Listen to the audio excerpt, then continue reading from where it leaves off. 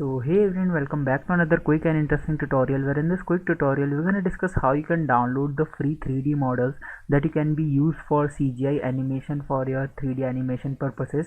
So in order to download the free 3D models, all you have to do is to just simply open a website, or you can download these 3D models from a smartphone or any other devices as well.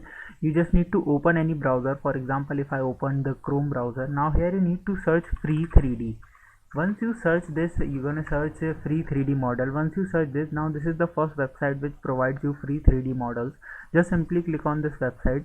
When you click there, now when it get loads, you can see a lot of option will be here in front of you, and here you need to search for the 3D model that you want to download. For example, if I search human over there, you're gonna see if I search human.